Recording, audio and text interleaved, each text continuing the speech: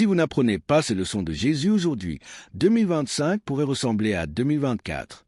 Vous êtes-vous déjà demandé pourquoi certaines bénédictions semblent s'échapper de vos mains au moment précis où vous les partagez? Et si le fait de tout révéler pouvait bloquer les plus grandes manifestations de Dieu dans votre vie? Ce n'est pas une simple étude biblique, mais une révélation qui peut transformer votre marche spirituelle. Pourquoi le silence est une sagesse divine? Il existe un principe spirituel caché dans les Écritures qui révèle la puissance du silence. Jésus lui-même gardait des secrets divins et encourageait les autres à faire de même. Cette pratique sacrée pourrait être la clé pour déverrouiller les portes célestes qui semblent fermées dans votre vie. Combien de fois avez-vous senti qu'une bénédiction s'est dissipée après l'avoir racontée?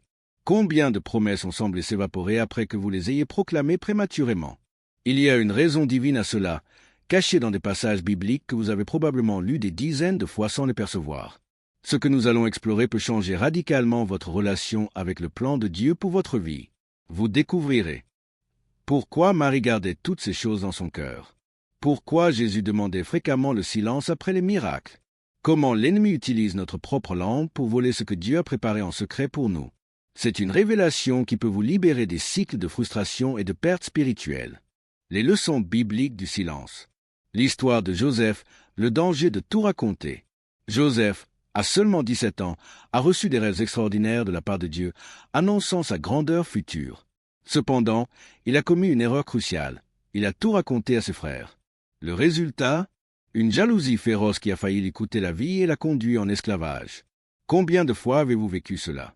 Une promesse, une porte qui s'ouvre, et dans l'enthousiasme, vous partagez avec tous, seulement pour voir tout s'effondrer. Ce qui devait être une bénédiction s'est transformé en malédiction. Principe spirituel profond. Toute révélation n'est pas destinée à être partagée immédiatement. Certaines bénédictions doivent être protégées dans l'utérus du silence jusqu'à ce qu'elles soient prêtes à naître. Pendant 13 longues années, Joseph a appris le pouvoir du silence. Il n'a pas divulgué son avenir de gouverneur en prison. Il a gardé, traité, mûri. Ce n'est qu'au trône qu'il a compris que certaines révélations sont trop sacrées pour être exposées prématurément. Votre silence n'est pas de la faiblesse, c'est de la sagesse. Votre discrétion n'est pas un manque de foi, c'est une protection divine. Dieu veut restaurer ce que vous avez perdu, mais d'abord, vous devez apprendre cette loi spirituelle. Ce qui est précieux se garde, ce qui est saint se protège. Marie, le mystère du cœur silencieux. Si Joseph a appris le pouvoir du silence par la souffrance, Marie l'a pratiqué par révélation et sagesse spirituelle.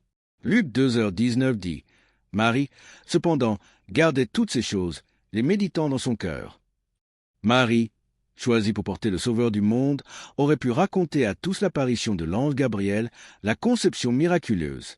Mais elle a compris que certaines révélations sont trop intimes pour être publiques. Elle n'a pas fait que garder, elle a médité, traité, assimilé. Son cœur était un sanctuaire où les révélations divines étaient protégées et nourries. Nous vivons à l'ère du partage compulsif, où chaque bénédiction devient une story. Mais où est le pouvoir? Le silence de Marie n'était pas de la passivité, c'était du pouvoir. Pendant qu'elle gardait et méditait, Dieu tissait le plan du salut de l'humanité. L'impossible devenait possible, protégé par le voile sacré du silence d'une femme qui savait garder. Arrêtez d'avorter vos bénédictions avec des paroles prématurées. Apprenez à garder jusqu'à ce que ce soit l'heure de donner naissance. Vos lèvres scellées ne sont pas un signe de peur, mais de sagesse.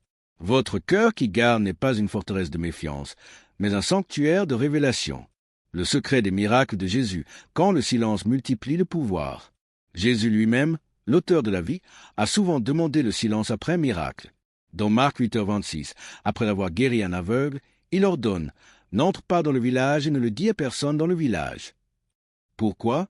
Jésus savait que 1. Le cœur humain cherche souvent les miracles pour de mauvaises motivations, non pour le message. 2. Il comprenait la gestation spirituelle. Comme une graine qui doit rester cachée avant de germer, beaucoup de miracles doivent être enterrés dans le silence avant de produire un fruit durable. 3. Le silence amplifie le pouvoir. Plus vous gardez un miracle secret, plus grande est la force quand il est finalement révélé. Le lépreux guéri, Marc 1, 43-45, a désobéi à l'ordre de Jésus de ne rien dire, et sa divulgation a littéralement empêché Jésus de continuer son ministère publiquement dans cette région. Votre langue déliée peut nuire à d'autres qui ont besoin du toucher du Maître. Jésus enseigne dans Matthieu 6h4 sur le fait de faire le bien en secret, promettant que ton Père qui voit dans le secret te le rendra publiquement. Le même principe s'applique aux miracles que nous recevons. Gardez-les en secret, et Dieu les rendra publics en son temps, pas au vôtre.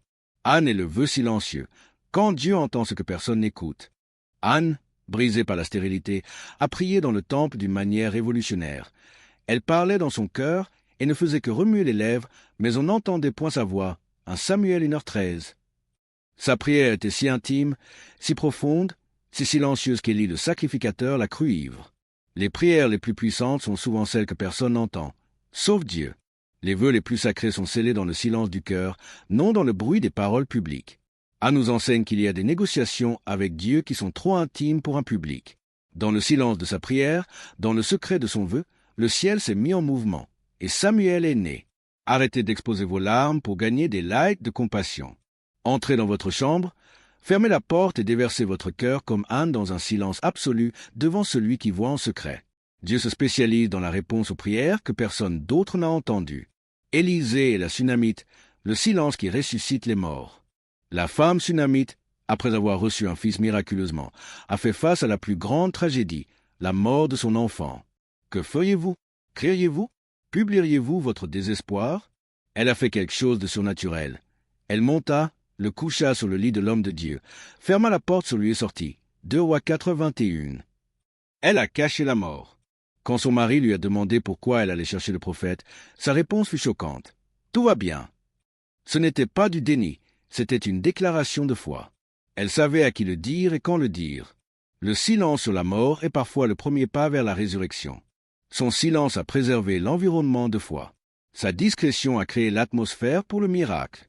Arrêtez de déclarer la mort définitive sur des situations que Dieu veut ressusciter, un mariage, un ministère, une promesse. Arrêtez d'organiser les funérailles avec vos paroles. Fermez la porte comme la Sunamite. Gardez le secret. Cherchez le prophète Jésus en secret. Votre silence n'est pas un déni, c'est une préparation pour le miracle. Votre engagement pour 2025. Mon bien-aimé, en Christ, si vous êtes arrivé jusqu'ici, vous n'êtes pas une personne ordinaire. Vous avez reçu une clé maîtresse qui peut déverrouiller toutes les zones bloquées de votre vie. De Joseph, vous avez appris que révéler avant leur peut transformer la bénédiction en malédiction. De Marie, vous avez découvert que l'utérus du silence est l'endroit où les plus grands miracles sont conçus. De Jésus, vous avez compris que même le Fils de Dieu valorisait le temps juste de chaque révélation. d'Anne, vous avez vu que les vœux les plus puissants sont scellés dans le secret. De la Sunamite, vous avez compris que le silence peut être l'environnement où les résurrections se produisent. Je veux savoir qui sont les vaillants qui sont arrivés jusqu'ici. Commentez maintenant cette phrase. Je garde les perles, je ne les jette pas au pourceau.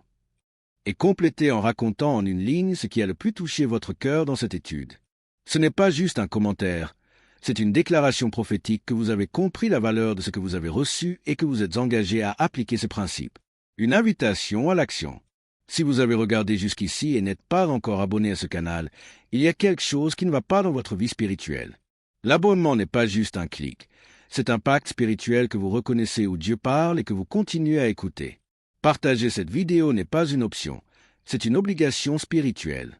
Pensez à toutes les personnes qui perdent des bénédictions parce qu'elles parlent trop ou qui souffrent parce qu'elles ne connaissent pas le pouvoir du silence sacré. Vous avez reçu gratuitement. Donnez gratuitement. Chaque partage est comme planter une graine qui peut sauver un mariage, protéger un ministère, garder une bénédiction.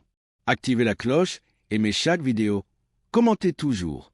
Chaque interaction pousse un message vers quelqu'un qui a désespérément besoin d'une parole de Dieu. Un moment de silence sacré. Ne cliquez pas sur une autre vidéo maintenant. Ne mettez pas en pause. Restez encore quelques minutes en silence. Pratiquez maintenant ce que vous avez appris. Laissez la musique de fond ministrer à votre esprit.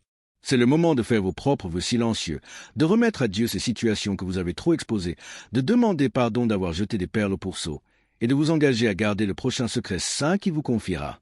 Expirez profondément, fermez les yeux si nécessaire, et dans une prière silencieuse que personne d'autre n'a besoin d'entendre, dites au Seigneur, « Père, j'ai appris. À partir d'aujourd'hui, je garderai les trésors dans mon cœur. Je protégerai les révélations. J'honorerai les secrets saints. Je parlerai au bon moment. Je me tairai quand nécessaire. Je serai un Joseph qui a appris, une Marie qui garde, un disciple qui obéit, une Anne qui prie en secret, une Sunamite qui croit avant de voir. » Votre connexion avec le ciel est ouverte. Laissez ce moment s'étendre. Laissez le silence que vous avez appris à valoriser commencer maintenant même. Et souvenez-vous, ce que Dieu fait en secret dans votre vie en son temps sera révélé publiquement pour sa gloire. Soyez en paix. Demeurez dans le silence sacré. Le meilleur est encore à venir.